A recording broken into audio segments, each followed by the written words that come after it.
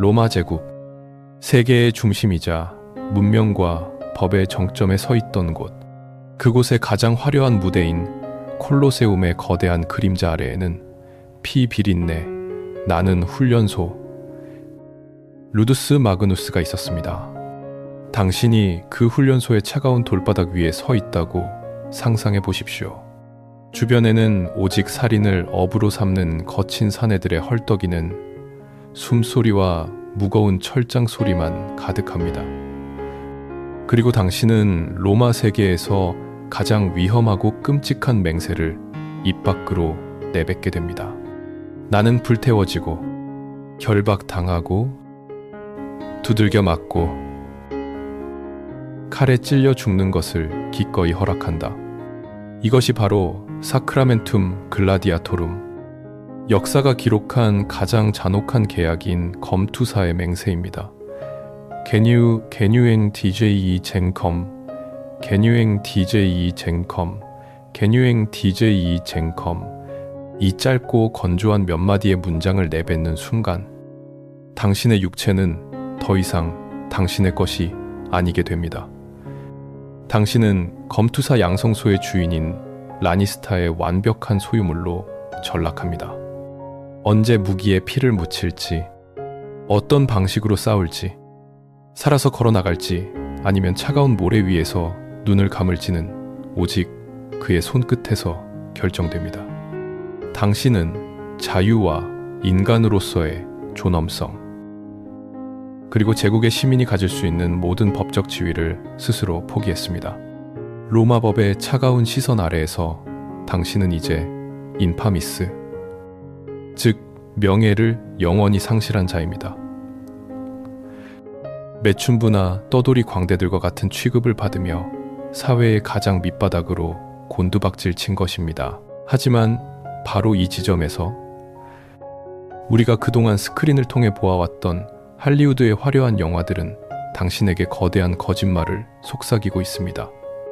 현대의 영화 속 검투사들은 그저 이름 없는 가엾은 노예에 불과하며 언제든 모래밭에 무더기로 던져져 잔인하게 도살당하는 소모품처럼 그려집니다. 그러나 우리가 마주해야 할 역사의 진실은 영화보다 훨씬 더 차갑고 소름 돋을 정도로 계산적입니다. 당신이 그 끔찍한 맹세를 마치고 훈련소의 문을 넘은 순간 당신은 로마 대중 오락 산업에서 가장 비싼 자산 중 하나로 거듭나게 됩니다. 아무것도 모르는 신출내기를 5만 명의 관중을 열광시킬 수 있는 완성된 검투사로 훈련시키는 데는 대저택 하나를 살 수 있을 만큼의 막대한 비용이 듭니다. 당신의 주인이자 철저한 사업가인 라니스타는 당신의 근육을 키우고 당신의 반사신경을 날카롭게 벼르며 관중의 피를 끓어오르게 만드는 당신의 능력에 그야말로 천문학적인 자본을 쏟아부었습니다. 이성적으로 생각해 보십시오. 거액을 투자한 사업가가 자신의 귀중한 자산이 첫 무대에서 아무런 가치 없이 파괴되기를 원할까요? 절대 그렇지 않습니다. 죽은 검투사는 단 한 푼의 수익도 창출하지 못하는 실패한 투자일 뿐입니다. 와우. 라니스타가 당신에게 진정으로 원하는 것은 아름답고 처절하게 싸우고 관중이 비명을 지를 만큼만 인상적으로 피를 흘리며 다음 달에도 다시 무대에 올라 돈을 벌어올 수 있도록 무조건 살아남는 것입니다.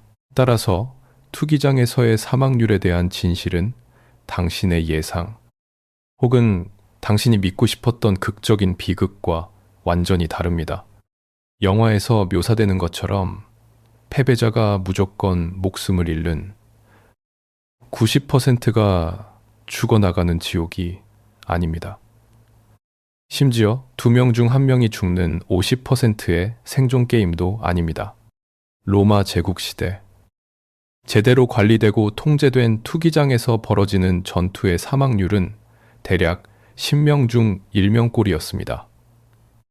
90%의 검투사는 상처를 입더라도 살아남아 다음 전투를 준비했다는 뜻입니다. 당신은 언제든 쓰고 버려지는 일회용품이 결코 아닙니다. 당신은 주인의 부를 축적해주는 가장 가치 있는 가축입니다. 그리고 실적이 좋은 훌륭한 가축은 주인이 기를 쓰고 살려두는 법입니다. 우리가 알던 로마의 경기장은 통제력을 상실한 채 맹목적인 사륙이 벌어지는 광기의 도살장이 아니었습니다. 그것은 비용과 이윤, 수요와 공급이 철저하게 계산된 고대의 거대한 자본주의 기업이었습니다. 그렇다면 여기서 매우 무겁고도 거대한 의문이 하나 생겨납니다. 이 투기장이 무조건 죽어야만 하는 자동고기 분쇄기가 아니라 철저한 이윤 창출의 무대라고 하더라도 대체 왜 평범한 인간이 채찍과 칼날, 그리고 피의 맹세가 기다리는 이 끔찍한 삶을 스스로 선택했던 것일까요? 맹세의 재단으로 향하는 길에는 세 개의 문이 있었습니다. 불행하게도 그중 어느 문도 평범하지 않지만 마지막 세 번째 문을 직접 열고 들어온 사람들의 정체는 아마도 당신의 등골을 서늘하게 만들 것입니다. 로마의 콜로세움이라는 피로 물든 무대를 향해 열려있는 문은 크게 세 가지였습니다. 이 문들은 화려한 제국이 인간의 생명을 어떻게 분류하고 철저하게 소비했는지를 보여주는 잔혹한 시스템의 증거입니다. 당신이 어떤 길을 걸어왔든 이 세 개의 문 중 하나를 통과해야만 그 차가운 모래밭 위에 설 수 있었습니다. 첫 번째 문은 역사가 가장 흔하게 기억하는 전쟁의 패배자들을 위한 문입니다. 당신은 아마도 로마 군대의 팽창에 맞서 자신의 고향을 지키기 위해 싸웠던 이방인의 전사였을 것입니다. 전쟁터에서 살아남았다는 사실은 축복이 아니라 끝없는 굴레의 시작이었습니다. 살아남은 패배자들은 짐승처럼 쇠사슬에 묶인 채 제국의 수도로 끌려와 노예시장에 전시되었습니다. 구매자들은 말의 이빨을 살피듯 당신의 근육과 뼈대를 점검했습니다. 훈련소의 주인인 라니스타의 날카로운 눈썰미는 당신의 넓은 어깨와 단단한 체격, 그리고 로마의 채찍 앞에서도 결코 굴복하지 않고 오히려 싸우기를 갈망하는 반항적인 눈빛을 단번에 알아챘습니다. 당신은 조국을 잃은 대가로 제국의 오락거리가 되어야만 했습니다. 두 번째 문은 심판을 받은 범죄자들을 위해 마련된 형벌의 문이었습니다. 살인, 방화, 혹은 로마 군단에서의 탈영과 같은 중범죄를 저지른 자들에게 로마의 법정은 투기장으로 가라는 서늘한 선고를 내렸습니다. 만약 그 선고가 담나티오 아드글라디움, 즉 검에 의한 죽음을 의미한다면 그것은 순수한 사형 선고였습니다. 당신은 정오의 뜨거운 태양 아래에서 아무런 훈련도 받지 못한 채 날카로운 징검을 든 처형인 앞에서 둔탁한 무기 하나만을 쥐고 도살당해야 했습니다. 하지만 만약 그 선고가 담나티오 아드 루도스, 즉 훈련소로 보내진다는 암묵적인 자비였다면 당신의 운명은 완전히 달라집니다. 그것은 로마 사법제도가 베푸는 가장 기만적이고 잔인한 형태의 관용이었습니다.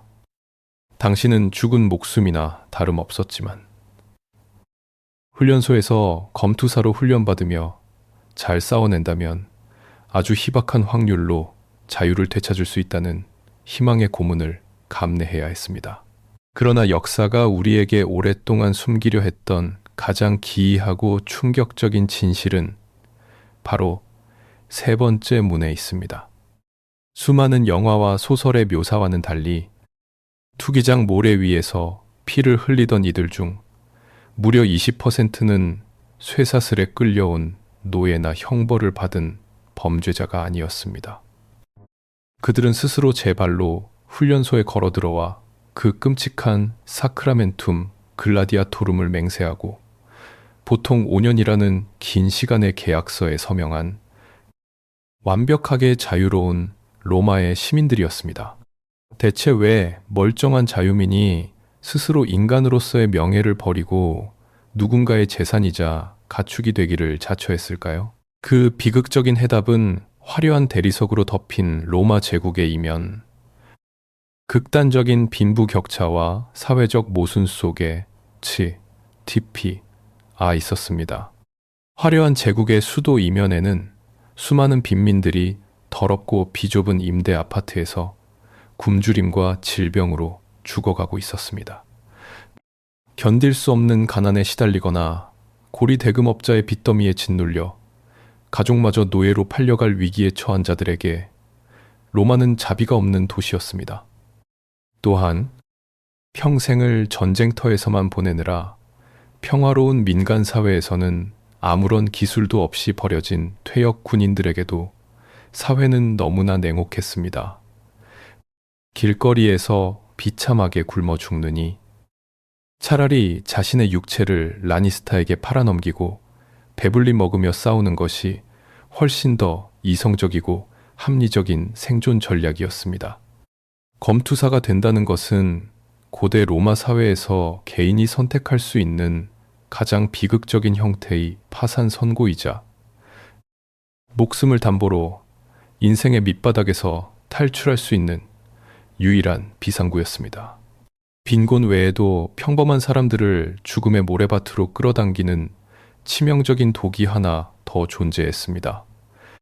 그것은 바로 대중의 함성이 주는 마약 같은 쾌락, 즉 명성을 향한 병적인 중독이었습니다. 즉, 이름 없는 빈민으로 평생을 살아가는 대신 5만 명의 관중이 자신의 이름을 연호하는 그 찰나의 폭발적인 영광에 매료된 자들은 기꺼이 지옥불로 뛰어들기를 선택했습니다. 절망에 쫓겨서든 혹은 헛된 영광에 눈이 멀어서든 그 피의 계약서에 서명을 마치는 순간 당신의 이전 삶은 완전히 소멸됩니다. 당신은 이제 콜로세움 바로 옆에 위치한 로마 최대의 검투사 훈련소 루두스 마그누스로 압송됩니다. 이곳은 지하 터널을 통해 콜로세움과 직접 연결되어 있는 훈련소이자 겉보기에는 거대한 체육관처럼 보이지만 사실상 한치의 오차도 없이 통제되는 완벽한 감옥입니다. 그리고 관중들이 당신이 땀 흘리는 모습을 지켜보는 이 철창 속에서 당신이 처음 쥐게 될 무기는 화려하고 날카로운 진검이 아닙니다. 진짜 피비린내. 나는 모래밭에 서기 위해 당신은 그 무엇보다 먼저 피와 땀과 절망에 찌든 무거운 나무 기둥 하나를 마주해야만 합니다.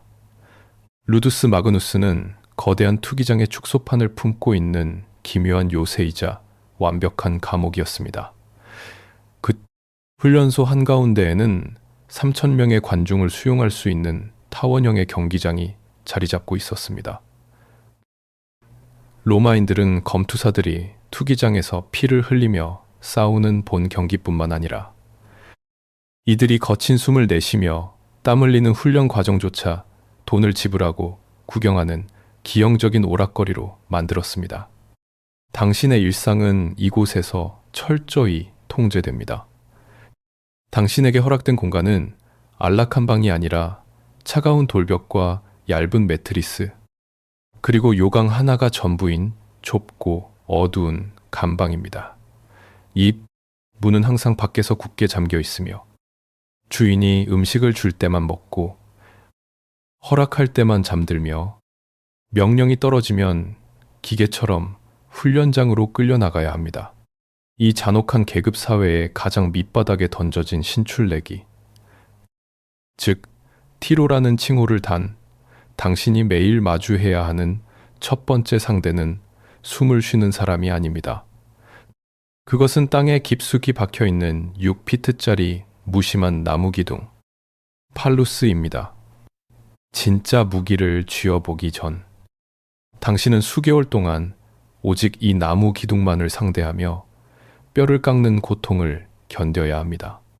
당신의 손에 쥐어진 훈련용 목검은 실제 검투에 쓰이는 날카로운 글라디우스보다 2배나 무겁고 당신의 몸을 방어할 버드나무 방패 역시 실전용보다 훨씬 육중합니다. 이렇고 숨통을 찔러 넣고 목을 노리고 오른쪽을 깊게 베고 다시 왼쪽을 빠르게 쳐냅니다. 팔이 타들어가는 듯한 통증 속에서 손바닥에 두꺼운 살쏨이 찢어지고 피가 흐를 때까지. 이 무의미해 보일 정도로 단순한 동작을 매일같이 수백 번, 수천 번 반복해야만 합니다.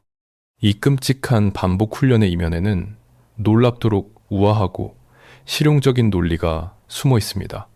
2배나 무거운 둔탁한 무기로 빠르고 정확하게 공격할 수 있다면 훗날 5만 명의 관중이 지켜보는 콜로세움 한가운데서 진짜 가벼운 진검을 쥐었을 때 당신의 움직임은 눈에 보이지 않을 만큼 날래어질 것이기 때문입니다.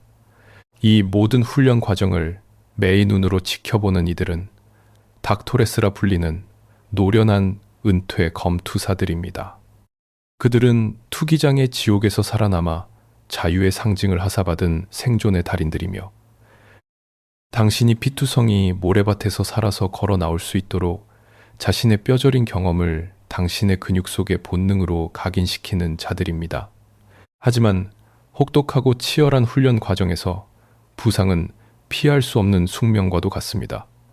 이 the go work PE 개를 무 the go work PE go work PE go work go work go work. 흥미로운 사실은 당신이 루두스 마그누스에서 심각한 부상을 당했을 때 겪게 될 의료 서비스의 수준이 당대 로마의 상류층 시민들조차 감히 상상할 수 없을 정도로 압도적이고 훌륭했다는 점입니다. 훈련소 내에는 고도로 숙련된 외과 의사들과 놀랍도록 체계화된 의무실이 갖춰져 있었습니다. 심지어 로마 제국 역사상 가장 위대한 천재 의사로 훗날까지 추앙받는 갈레노스조차 젊은 시절 페르가몬의 검투사들을 치료하며 인체 해부학과 외과 수술의 기초를 완성했을 정도입니다. 훈련소의 의사들은 부러진 뼈를 정교하게 맞추고 상처가 썩어 들어가지 않도록 깨끗한 물과 식초로 환부를 세척했으며 당시로서는 최고 수준의 의학이었던 약초 찜질과 지혈법을 총동원해 당신의 끊어지는 숨을 붙잡아 놓습니다. 당대의 의사들이 이토록 정성스럽게 검투사들을 돌보았던 이유는 생명에 대한 고귀한 존중이나 인도주의적 연민 때문이 결코 아니었습니다. 이 모든 치료 행위의 본질은 철저하고도 노골적인 자산 관리였습니다.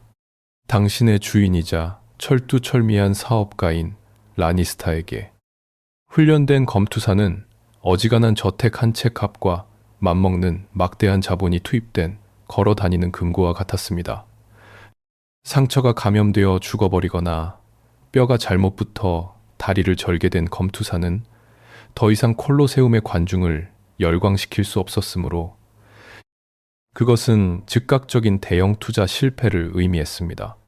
그러므로 의무실에 배치된 의사들의 최우선 임무는 파손된 이 값비싼 자산을 최대한 빠르고 완벽하게 수리하여 다시 돈을 벌어올 수 있도록 무대로 돌려보내는 것이었습니다.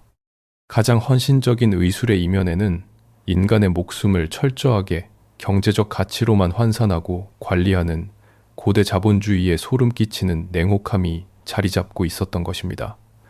이처럼 당신은 최고의 훈련관들에게 생존의 기술을 전수받고 최고의 의사들에게 육체를 수리받으며 완벽한 오락용 상품으로 완성되어 갑니다. 그러나 훈련소의 관리자들은 이 귀중한 투자 자산을 투기장의 치명적인 칼날로부터 보호하기 위해 훈련과 치료 외에도 매우 기이한 처방을 하나 더 내렸습니다. 그들이 매일 당신의 식판 위에 산처럼 쌓아 올린 음식과 역겨운 냄새가 나는 특별한 물약은 당신이 지금까지 영화를 통해 머릿속에 생생하게 그려왔던 완벽하고 아름다운 근육질 검투사의 환상을 산산조각 내버릴 충격적인 진실을 품고 있습니다. 할리우드 영화나 현대의 매끈한 조각상들이 우리에게 깊게 심어준 검투사의 이미지는 땀에 젖은 완벽한 식스팩과 조각처럼 쩍쩍 갈라진 근육질의 전사입니다. 원감. 하지만 만약 당신이 타임머신을 타고 고대 로마의 검투사 훈련소 식당으로 직접 걸어 들어간다면 눈앞에 펼쳐진 낯선 광경에 적잖은 충격을 받을 것입니다. 그곳에 당신의 상상 속 완벽한 비율을 자랑하는 피트니스 모델은 단 한 명도 존재하지 않습니다. 대신 당신이 마주하게 될 이들은 묵직한 체중과 두꺼운 뱃살을 훈장처럼 두른 마치 현대의 무제한급 격투기 선수나 역도 선수와 흡사한 거구의 사내들 뿐입니다. 최고 수준의 의료진과 훈련관들이 관리하는 이들에게서 대체 왜 이런 기묘한 육체적 불일치가 나타나는 것일까요? 그 생존의 비밀은 그들이 매일 의무적으로 삼켜야만 했던 특별한 식단, 사기나에 숨겨져 있습니다. 당신이 훈련소에서 매일 배급받는 주식은 기름이 흐르는 구운 고기나 질 좋은 밀가루로 만든 부드러운 빵이 결코 아닙니다. 고기는 가끔 투기장에서 좋은 성적을 거두었을 때나 주어지는 아주 특별하고 희귀한 보상에 불과했습니다. 당신의 식판을 가득 채우는 것은 엄청난 양의 껍질 벗긴 보리와 푹 삶은 콩으로 만든 걸쭉하고 무거운 죽이 전부입니다.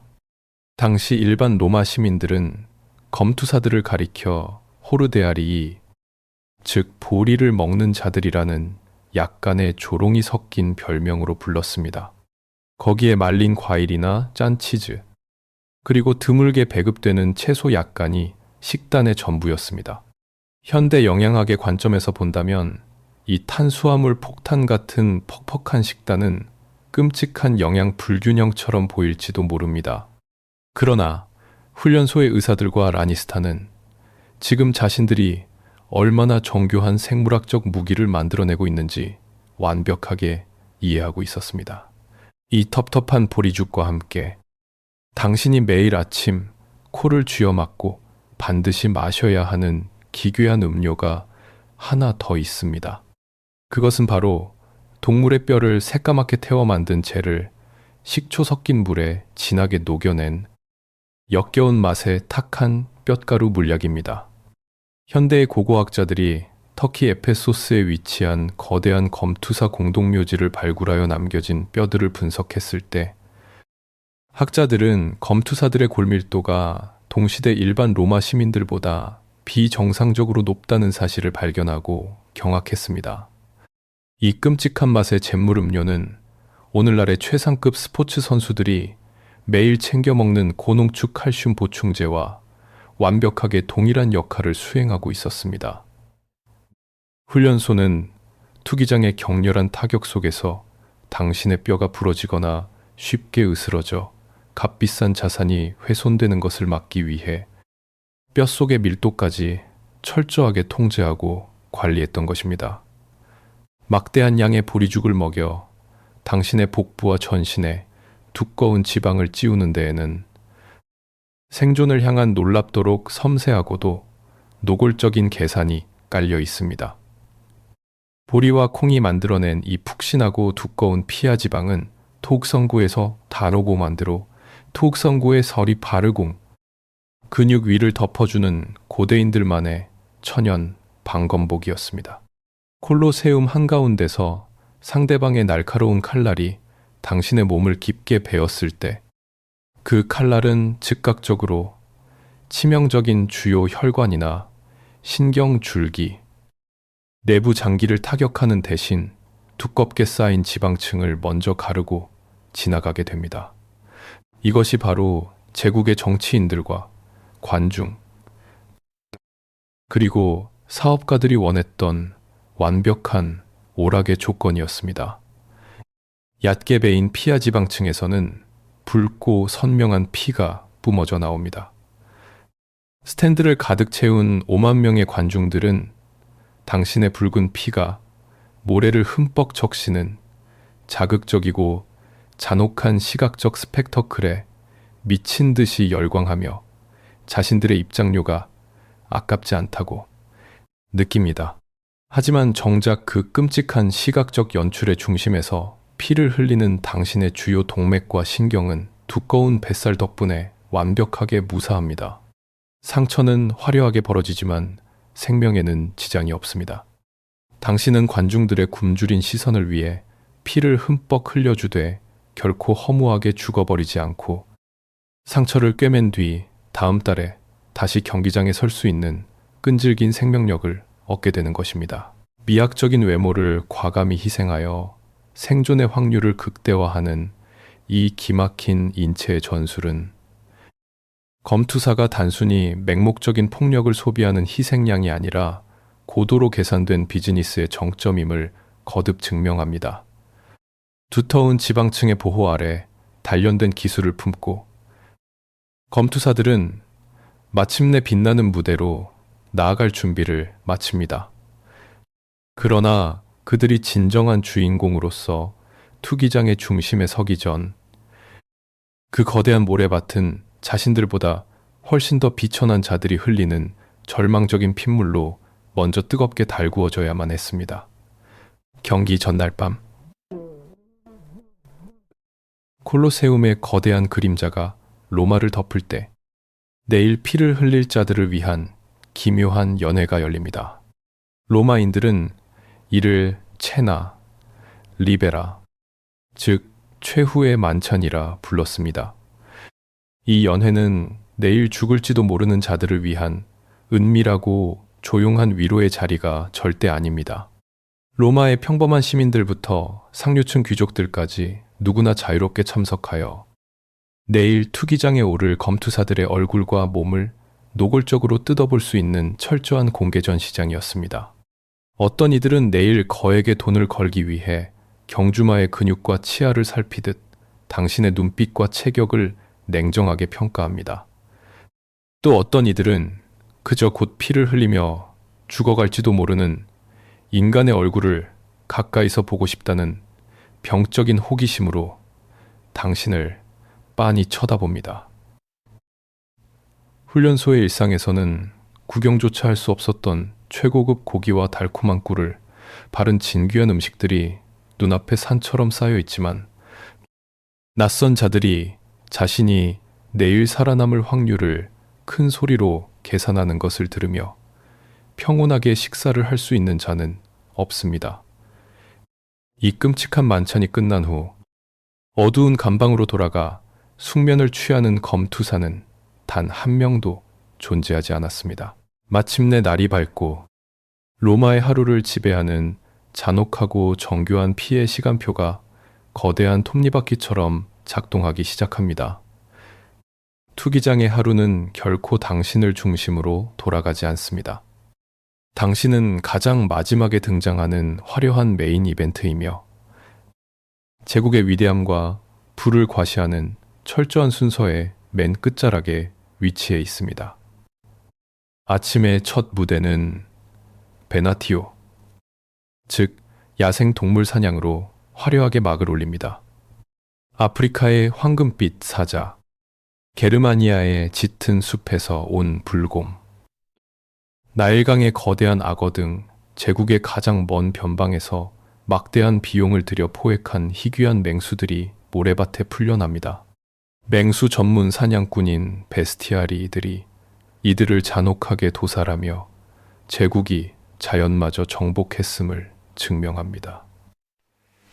거대한 코끼리가 쓰러지고 짐승의 뜨거운 내장이 모래를 적실 때마다 노예들은 재빠르게 동물의 배설물과 피비린내를 덮기 위해 향기로운 사프란을 진하게 우려낸 물을 경기장 곳곳에 정성스럽게 흩뿌립니다. 태양이 가장 높이 솟아오르고 그림자가 짧아지는 한낮이 되면 가장 섬뜩하고 모골이 송연해지는 광경이 펼쳐집니다. 이 시간은 바로 범죄자들을 공개적으로 처형하는 핏빛 심판의 시간입니다. 하지만 놀랍게도 로마의 상류층 귀족들은 이 끔찍한 처형식을 구경하는 것을 천박하고 지루하다고 여겼습니다. 정오가 되면 황제를 비롯한 귀족들은 여유롭게 하품을 하며 자리를 털고 일어나 근처로 오찬을 즐기러 떠납니다. 관중석에 남아있는 것은 싸구려 간식을 씹어 먹으며 살인을 가벼운 오락거리쯤으로 즐기는 하층민들 뿐이었습니다. 아무런 방어구도 훈련도 받지 못한 사형수들은 진짜 무기를 든 집행관들에게 무참히 학살당하거나 굶주린 맹수들의 먹이로 맨몸으로 던져졌습니다. 로마인들의 상상력은 가학적이었습니다. 어떤 사형수는 날개가 달린 채 높은 구조물에서 떠밀려 추락하는 이카로스의 신화를 강제로 연기하며 뼈가 산산조각 났고, 어떤 자는 오르페우스 흉내를 내다 굶주린 곰들에게 산채로 사지가 찢겨 나갔습니다. 사람의 몸이 찢어지고 내장이 쏟아지는 극도의 고통은 오후의 주요 경기를 기다리는 관중들에게 그저 무료함을 달래주는 가벼운 막간 공연일 뿐이었습니다. 머리 위에서 이 잔혹하고 무감각한 사륙의 축제가 벌어지는 동안 당신은 콜로세움의 축축한 지하인 히포게움에 갇혀 있습니다. 미궁처럼 얽힌 좁고 어두운 지하 터널에는 횃불이 위태롭게 흔들리고 거대한 기계장치들이 삐걱거리는 소리가 환청처럼 울립니다. 위에서는 5만 명의 발구름 소리와 짐승들의 비명, 그리고 누군가 찢기며 지르는 단말마가 벽을 타고 생생하게 전해집니다. 나무로 된 바닥의 틈새를 타고 점심시간에 죽어간 자들의 끈적한 피가 빗물처럼 떨어져 지하의 돌바닥을 적십니다. 옆 감방의 어떤 검투사는 무릎을 꿇고 신에게 조용히 기도하고, 어떤 이는 극도의 공포와 긴장감에 질려 위에까지 토해냅니다. 이곳은 죽음과 가장 가까이 맞닿아 있는 지옥의 대기실입니다.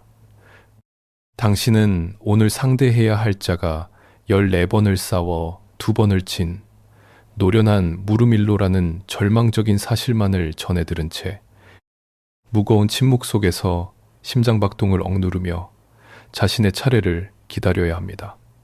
네몬 마이케이구를 텐조궁에 그렇게 신방해를 그렁에 그럼 시간이 흘러 마침내 해가 서서히 기울기 시작합니다. 오찬을 마친 귀족들이 화려한 비단옷을 펄럭이며 관중석으로 다시 돌아옵니다. 그림자가 길어지고 사형수들의 피비린내가 사프란 향수에 덮여 지워질 즈음 5만 명의 관중이 마침내 기다렸다는 듯 거대한 함성을 터뜨립니다. 지루한 전체 요리는 끝났습니다. 이제 진정한 스타들이 모래밭 위로 걸어나갈 시간입니다. 그들의 손에 결코 공평하지 않은 무기들을 쥔 채 말입니다.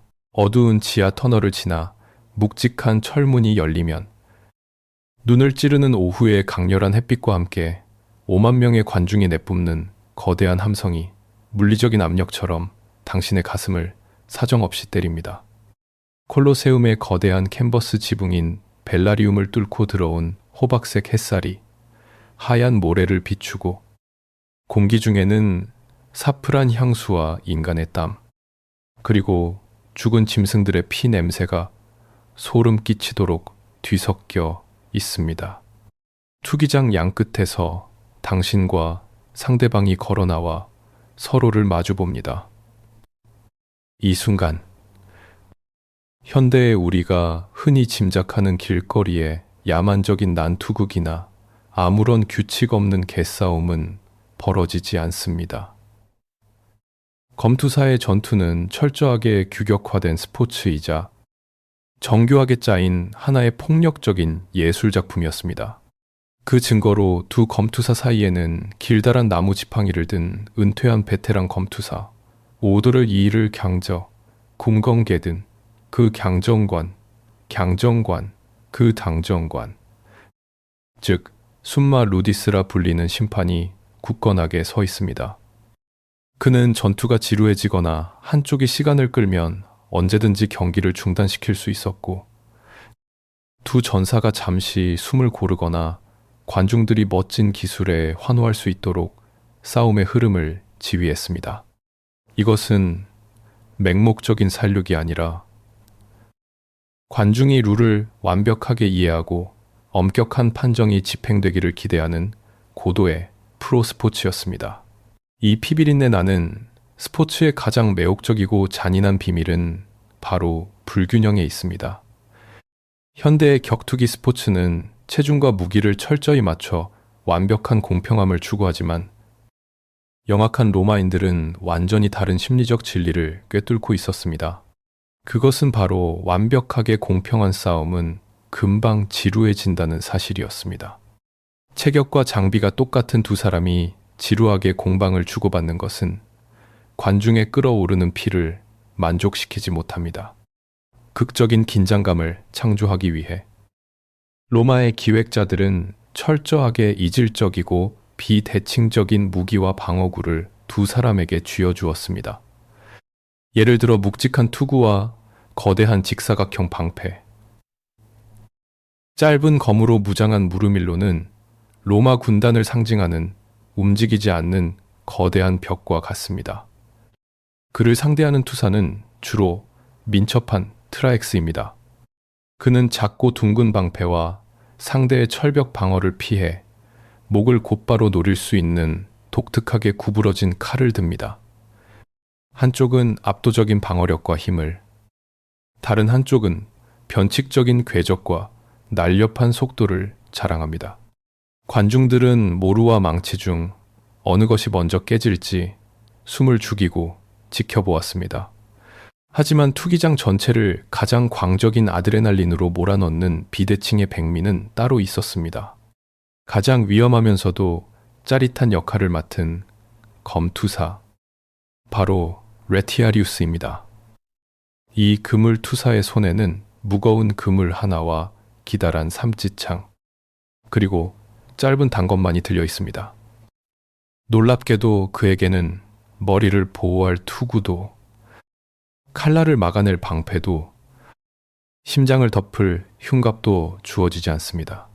그의 얼굴은 차가운 금속 뒤에 숨을 수 없었기에 죽음의 위협이 다가왔을 때 동공이 심하게 흔들리는 공포와 절망마저도 관중들에게 생생하게 전시되었습니다.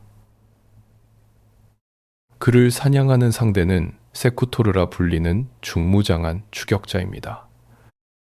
그의 투구는 그물에 걸리지 않도록 매끄럽고 둥글게 특수 제작되어 있었고, 오직 그물 투사를 쫓아가 무참히 지식이기 위해 존재했습니다.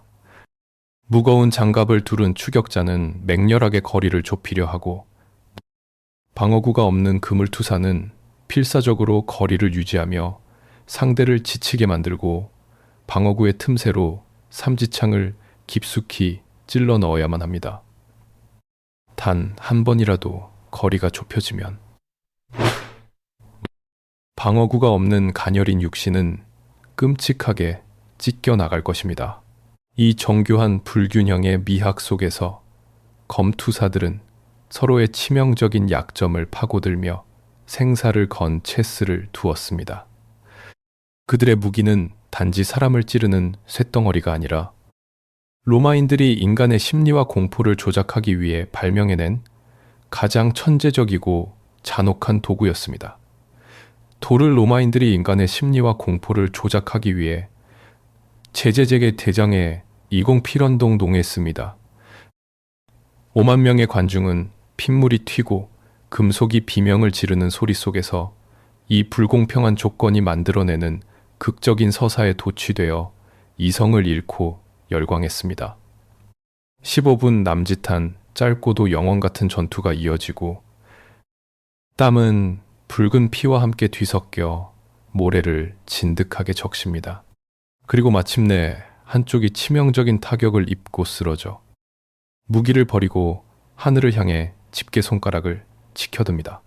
생과 사를 가르는 운명의 순간이 시작되지만, 그 결단은 당신이 그토록 굳게 믿고 있던 엄지손가락에 달려있지 않았습니다.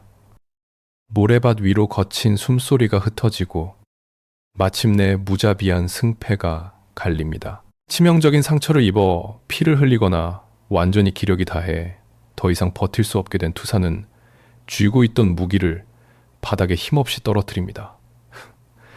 그리고 꿇어앉은 채 하늘을 향해 왼손의 집게손가락을 천천히 치켜듭니다.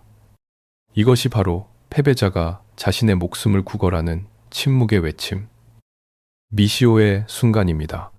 치열하게 부딪히던 금속의 파열음이 놓트면 5만 명의 관중은 그가 치명상을 입었다고 소리치며 일순간 광기 어린 열광의 도가니로 빠져듭니다. 이 숨막히는 정적과 폭발적인 함성 속에서 생과 사를 가르는 냉혹한 재판이 시작됩니다. 수많은 대중매체에서는 바로 이때 군중들이 일제히 엄지손가락을 아래로 내리며 맹목적인 살인 판결을 내리는 장면을 보여주었지만 진짜 역사의 법정에서 인간의 생명을 저울질하는 기준은 훨씬 더 차갑고 타산적이었습니다. 이 잔혹한 즉결 심판의 최종 판결권은 소리치는 군중에게도, 심지어 관중석의 가장 좋은 자리에 앉아있는 황제에게도 있지 않았습니다. 오직 이 거대한 피해 축제를 위해 천문학적인 사비를 털어넣은 주최자, 즉 에디토르만이 검투사의 목숨을 거둘지 살릴지 결정할 수 있었습니다. 그리고 그의 결정은 연민이나 자비 같은 인간적인 감정의 산물이 아니라 철저하게 계산기를 두드리는 경제학적 판결이었습니다. 패배한 검투사가 비록 무릎을 꿇었을지라도 그가 물러서지 않는 훌륭한 용기를 보여주었고 5만 명의 관중들을 충분히 열광시켰다면 주최자는 군중의 동의를 얻어 거의 항상 자비를 베풀었습니다. 그 이유는 너무나도 명백합니다.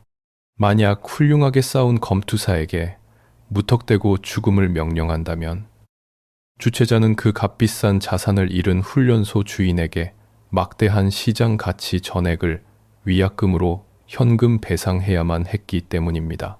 주최자의 입장에서는 영리하게 싸운 훌륭한 투사를 굳이 파산할 위험을 감수하면서까지 찢어 죽일 경제적인 이유가 전혀 없었던 것입니다. 그러나 패배한 검투사가 겁에 질려 비겁하게 도망치거나 형편없는 기술로 관중들을 모욕하고 지루하게 만들었다면 판결의 저울은 차갑게 기울어집니다. 분노한 관중들이 그를 찢어 죽이라고 짐승처럼 아우성칠 때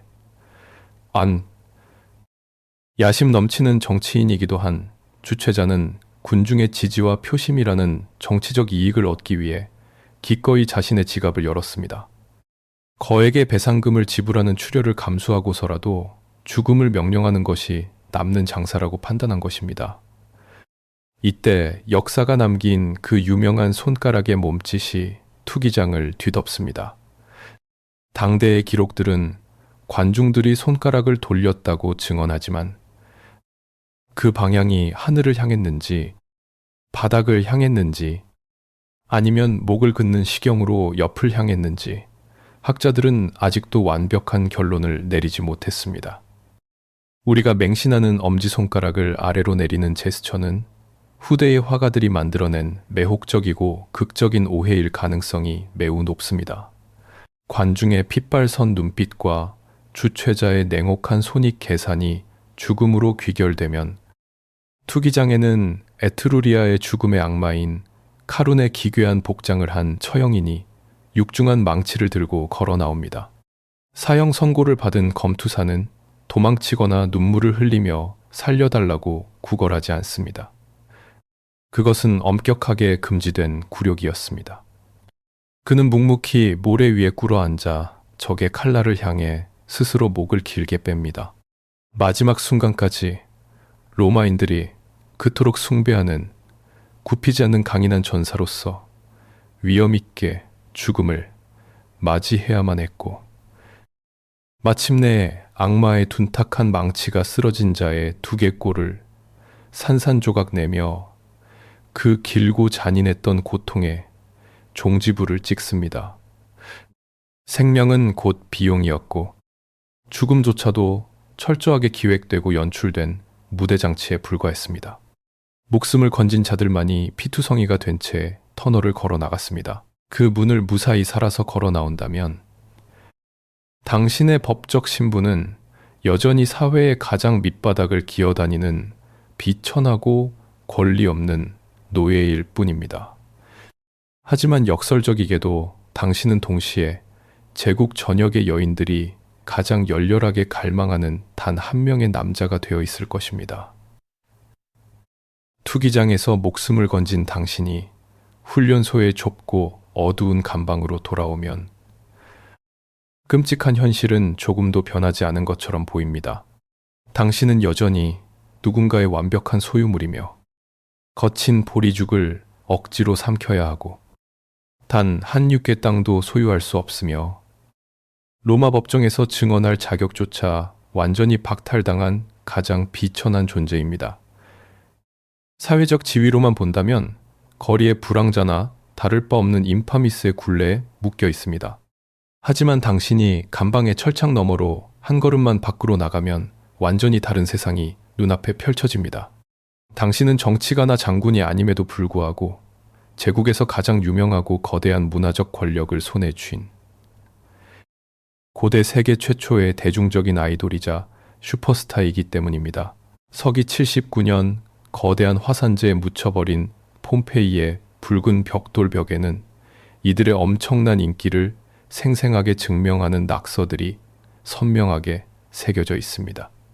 소녀들의 심장, 도둑 켈라두스, 밤의 제왕이자 그물투사인 크레스켄스와 같은 열광적인 문구들은 결코 한낱 과장이 아니었습니다. 로마의 엄격한 도덕주의자들이 경악하고 분노할 정도로 하층민 평민 여성부터 콧대 높은 상류층의 원로원, 귀족 부인들까지 모든 계급의 여인들이 이 천박한 노예들에게 깊이 매혹되어 연애 편지를 보내고 은밀한 육체적 만남을 갈망했습니다. 심지어 치열한 훈련을 마친 당신의 근육에서 조심스럽게 긁어낸 끈적한 땀과 모래먼지를 올리브 오일과 섞어 담은 작은 도자기 병이 상류층 여인들 사이에서 피부를 위한 최고급 화장품이자 사랑을 부르는 최음제로 날개, 돋친 듯 비싸게 팔려나갔습니다. 훈련소의 전속 의사였던 갈레노스조차 무수히 찢어진 살꿰을 꿰매는 자신의 의술보다 투사들의 땀방울이 칭송받는 이 기이한 열풍에 허탈한 표정으로 혀를 내둘렀을 정도입니다. 그뿐만이 아닙니다. 쓰러진 투사의 상처에서 흐르는 뜨거운 피는 간지를 치료하는 기적의 영약으로 은밀하게 거래되었고, 이름 없는 상인들은 기름 램프나 도자기 그릇에 유명 검투사의 이름을 새겨 넣어 물건을 팔았습니다. 부유한 귀족들은 거대한 저택 식당 바닥에 당신의 치열한 결투 장면을 화려한 모자이크로 장식해두고 손님들에게 자랑했습니다. 투표권조차 없는 노예의 이름이 5만 명의 입술을 타고 불리며 제국의 유행을 선도하는 것. 그것은 제국의 어떤 법률로도 함부로 통제하거나 빼앗을 수 없는 압도적인 지배력이었습니다. 그리고 피비린내. 나는 이 광기 어린 무대는 로마 사회의 견고한 성별의 장벽마저 무너뜨렸습니다. 오직 거친 사내들만의 전유물로 여겨지던 그 붉은 모래밭 위에는 가녀리지만 치명적인 검을 든 여인들, 즉 글라디아트릭스도 실제했습니다. 현대 튀르키예의 할리카르나소스에서 발견된 고대의 대리석 부조에는 아마존과 아킬리아라는 이름의 두 여성 투사가 완벽한 무장을 갖추고 맹렬하게 서로를 베며 싸우는 모습이 생생하게 조각되어 있습니다. 도미티아누스 황제는 타오르는 횃불을 밝힌 한밤중의 콜로세움에서 이례적으로 여성들의 결투를 기획하여 관중들을 흥분시켰고, 풍자 시인 유베날리스는 가부장적인 남편 몰래 훈련소에 숨어들어 무거운 나무 기둥을 맹렬히 내려치며 땀을 흘리는 상류층 귀족 부인들의 일탈을 날카롭게 조롱했습니다. 이들이 강제로 끌려온 사형수였는지 아니면 숨막히는 로마의 성 역할에서 벗어나 반항을 꿈꾸며 스스로 맹세한 자원자였는지에 대한 치열한 논쟁은 학계에 여전히 남아 있습니다. 그러나 그녀들이 사내들과 똑같은 모래밭 위에서 칼을 쥐고 피를 흘리며 싸웠다는 사실만은 분명하게 확인된 역사의 진실입니다. 하지만 이토록 매혹적이고 기이한 여성 검투사들은 서기 200년경 septimius 세베루스 황제에 의해 갑작스럽게 영구 금지당하고 맙니다. 놀랍게도 이 냉혹한 금지령은 로마 사회가 갑자기 인명에 대한 숭고한 도덕성을 깨달았기 때문이 결코 아니었습니다. 이런 사회가 지렁해서 공시판, 공시판, 공시판, 공시판, 공시판, 공시판, 공시판, 단지 검을 든 여인들의 투쟁이 투기장이라는 로마 제국의 가장 엄숙하고 위대한 정치적 통제 장치를 한낱 우스꽝스럽고 기괴한 농담거리로 전락시키기 시작했다고 판단했기 때문이었습니다. 로마는 극한의 잔혹함은 얼마든지 오락으로 용인했지만 제국의 위험이 조롱거리로 전락하는 것만큼은 결코 좌시하지 않았던 것입니다. 이렇듯 계급과 성별의 벽마저 완벽하게 허물어버린 투기장의 엄청난 명성과 권력은 사람의 영혼을 갉아먹을 만큼 치명적이고 달콤합니다. 명성은 강력한 마약과도 같습니다. 이 달콤한 독은 당신이 투기장에서 수많은 승리를 거두더라도 결국 그들 대부분의 끔찍한 끝은 차가운 수학적 확률에 의해 이미 결정되어 있다는 잔혹한 진실을 잊게 만듭니다. 당신이 투기장에서 살아남을 확률이 매 경기마다 90%라는 것은 분명 축복처럼 들릴지도 모릅니다. 하지만 냉혹한 사신은 영악한 수학자였습니다. 10분의 1의 확률로 찾아오는 죽음을 무사히 피했다고 해서 영원히 생존할 수 있는 것은 아닙니다.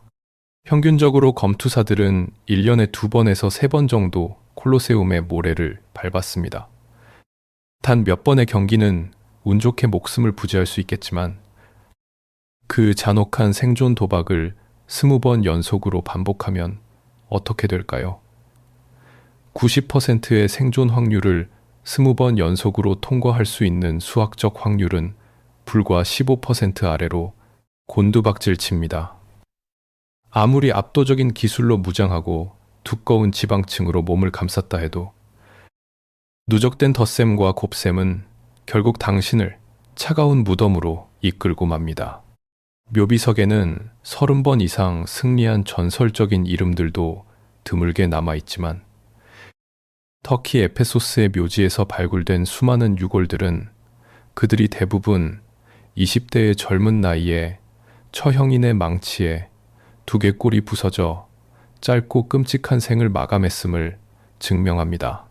당신이 젊고 건강하여 이윤을 창출할 수 있을 때만 귀중한 자산 대접을 받습니다. 네 용이 그또 그리 바크 이 설왕의 이에 대그 이 융이 최고의 의사들이 당신을 정성껏 치료했던 유일한 이유는 당신이 돈을 버는 훌륭한 기계였기 때문입니다. 하지만 나이가 들어 움직임이 둔해지거나 깊은 상처를 입어 더 이상 관중들을 열광시킬 화려한 동작을 보여주지 못한다면 어떨까요? 가치가 떨어진 불량, 자산에게 베풀어지는 자비 따위는 로마의 노골적인 자본주의에 존재하지 않습니다. 더 이상 이윤을 낳지 못하는 검투사들은 변방의 싸구려 투기장으로 헐값에 넘겨지거나 훈련소에서 신참들의 맹렬한 공격을 가만히 받아내는 고기 방패 상대로 전락하여 가장 조용하고 비참하게 폐기되었습니다. 이러므는 이 피의 굴레에서 영원히 벗어나 살아서 걸어 나갈 수 있는 방법은 단 하나뿐이었습니다. 수많은 승리를 거두고 군중들의 절대적인 사랑을 받는 투기장의 신으로 군림했을 때 주체자는 당신에게 작고 보잘것없는 나무칼 하나를 하사합니다. 바로 루디스, 완벽한 자유를 상징하는 영광스러운 성물입니다. 이 낡은 나무 칼을 손에 쥐는 순간 당신을 추참하던 노예의 사슬은 산산조각이 나고 마침내 온전한 자유인이 됩니다. 그리고 네가고, 다케트, 라니스타의 입장에서는 엄청난 몸값의 자산을 허공에 날리는 셈이지만 투기장의 영웅에게 극적으로 자유를 하사하는 연출 자체가 훈련소의 명성을 폭발적으로 높이는 최고의 마케팅이었기에 손해보는 장사는 아니었습니다. 그러나 마침내 루디스를 거머쥐고 지옥의 문턱을 벗어나 평범한 세상으로 돌아간 이들을 기다리는 것은 따뜻한 평화가 아니었습니다. 바로 이 지점에서 제도가 낳은 가장 소름 끼치는 비극적 역설이 완성됩니다. 평생 좁은 철창 안에서 짐승처럼 통제된 삶을 살며 오직 상대를 무자비하게 찌르는 훈련만 해왔던 자들에게 아무런 통제와 명령도 내려지지 않는 일상은 너무나 낯선 형벌과도 같았습니다. 거리를 걸어 다녀도 더 이상 5만 명의 인파가 미친 듯이 자신의 이름을 연호하지 않습니다. 그리고 지거관한 매전에 5만 명의 인파고 인모니떼 성이라고, 그리고 지관은 인모니떼 성이라고, 피냄새와 함성이라는 지독한 마약에 뼛속까지 중독된 이들은 무미건조하고 고요한 공기를 견디지 못했습니다. 결국 완벽한 자유의 몸이 된 많은 전설들은 스스로 전 주인을 찾아가 노예 계약서에 다시 서명하고 자발적으로 핏빛 모래밭으로 돌아갔습니다. 세상에서 가장 끔찍한 비극은 심장이 칼에 찔려 죽는 것이 아니라 오직 자신의 이름이 불려지는 투기장 안에서만 스스로 살아있음을 느끼게 되는 완벽한 영혼의 예속이었습니다. 기원전 73년 스파르타쿠스라는 이름의 투사는 이 미친 수학과 예속에 순응하는 대신 검을 거꾸로 쥐고 반란이라는 다른 종류의 구원을 쟁취하려 했습니다. 하지만 거대한 로마는 체제에 반기를 드는 자들에게 결코 일말의 자비도 베풀지 않았습니다. 반란이 철저히 진압된 후 6천 명의 생존자들은 로마가도 양옆 십자가에 빽빽하게 못 박혀 서서히 말라 죽었습니다. 투기장의 마약에 취해 부속품으로 죽어가거나 체제에 저항하다 십자가에 매달려 찢겨 죽거나 결국 제국이 하층민들에게 허락한 선택지는 죽음뿐이었습니다. 천문학적인 자본과 뜨거운 피를 대가로 치르는 이 거대한 도살장은 무려 700년 동안 단 한 번도 멈추지 않았습니다. 영원히 꺼지지 않을 것 같았던 탐욕의 축제였습니다. 이로는 강저트. 그러나 굳건할 것 같았던 콜로세움도 어느 날 거대한 침묵에 휩싸이며 모래밭의 피가 영원히 멈추는 날이 찾아옵니다. 그러나 가장 놀라운 사실은 이 거대한 광기가 멈춘 이유가 로마인들이 갑자기 생명의 존엄성을 깊이 깨닫고 도덕적으로 숭고해졌기 때문이 결코 아니었다는 것입니다. 서기 404년 로마의 거대한 원형 경기장에서는 역사가 기록한 마지막 투기장 전투가 열리고 있었습니다. 피 비린내, 나는 열광이 최고조에 달했을 때 텔레마쿠스라는 이름의 기독교 수사가 돌연 모래밭 위로 뛰어들었습니다. 그는 사내들을 가로막으며 이 무의미한 사륙을 멈추라고 절규했습니다.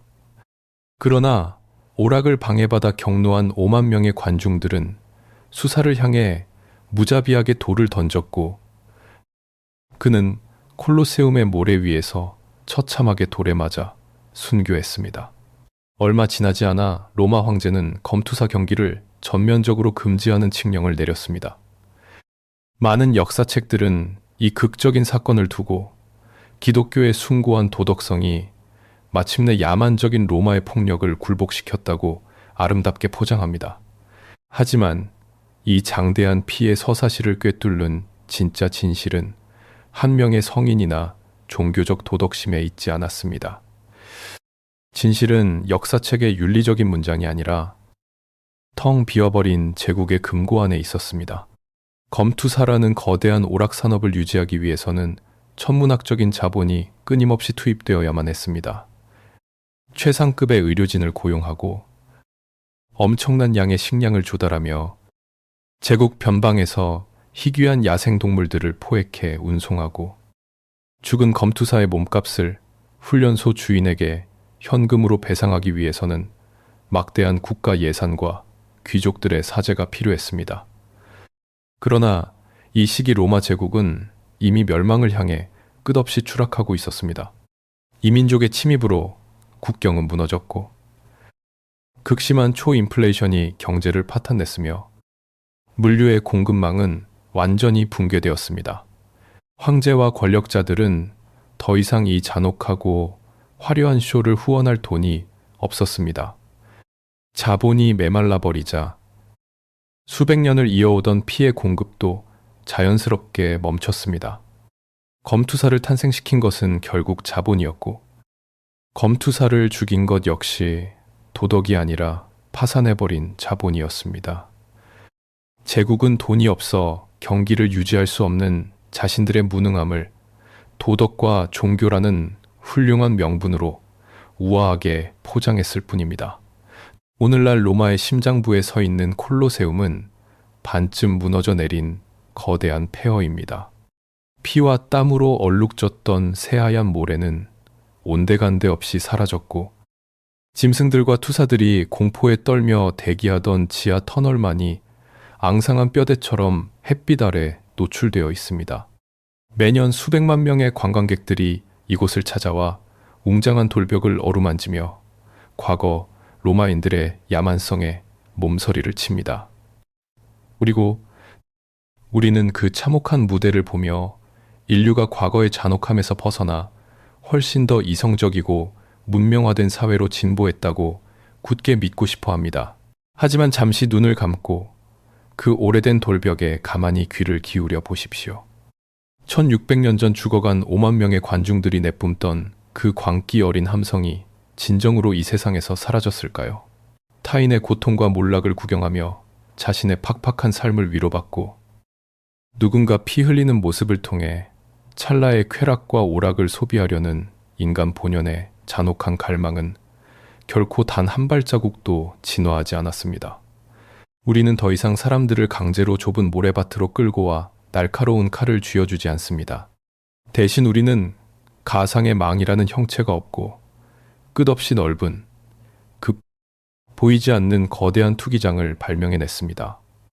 우리는 일상의 편안한 관중석에 기대어 앉아 빛나는 화면을 응시합니다. 그리고 단 한 번의 조작과 몇 줄의 날, 선 문장만으로 누군가의 평판을 난도질하고 일상을 무너뜨리며 영혼을 갈기갈기 찢어 발깁니다.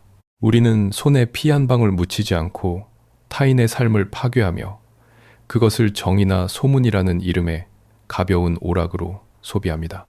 검투사의 시대에 권력을 쥔 자들과 군중이 생사를 결정하며 치켜들었던 그 잔인한 손가락은 오늘날 화면을 내리긋고 누군가를 심판하는 우리의 무감각한 손가락 끝으로 고스란히 옮겨왔습니다. 콜로세움의 거대한 돌벽은 무너졌지만 어쩌면 우리는 단 한 번도 그 끔찍한 투기장을 벗어난 적이 없는 것일지도 모릅니다. 우리는 그저 전 세계를 하나의 거대한 투기장으로 확장시켰을 뿐입니다. 당신은 지금 이 보이지 않는 투기장에서 어떤 손가락을 들고 계십니까?